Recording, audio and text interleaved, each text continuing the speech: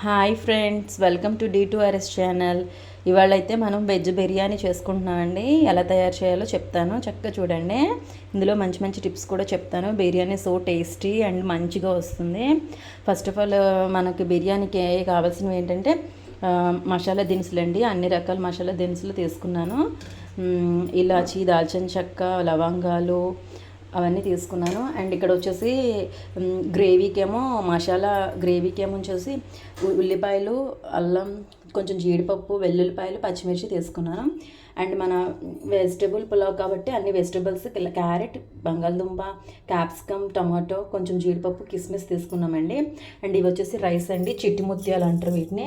ఇవి మన బిర్యానీ చేసుకుంటే సో టేస్టీ, యమ్మీ భలే ఉంటుంది. అందుకే నేను బిర్యానీకి వాడుతూ ఉంటాను. సో మీరు కూడా ట్రై చేయండి.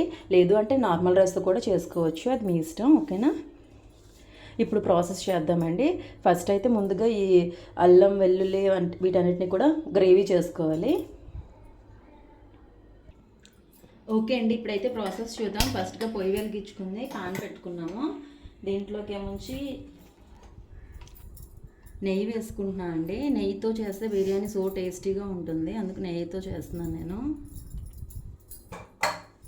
ముందుగుంటే మనం మసాలా దినుసులన్నీ పెట్టుకున్నాం కదా, సో ఇప్పుడు నెయ్యి కొంచెం వేడెక్కింది. వెంటనే ఈ మసాలా దినుసులు వేసేయాలి.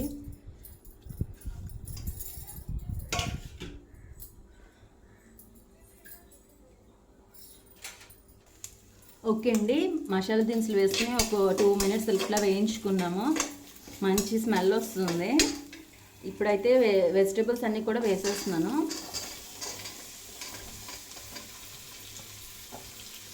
వెజిటేబుల్స్ అన్నీ కూడా చక్కగా ఫ్రై చేసుకోవాలి. ఒక నిమిషం.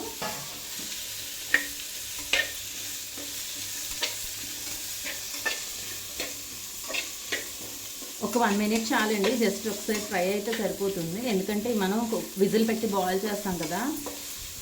తర్వాత కడిగి పెట్టుకున్న రైస్ అండి, చక్కగా కడిగి పెట్టుకున్న రైస్ వేసేస్తాము.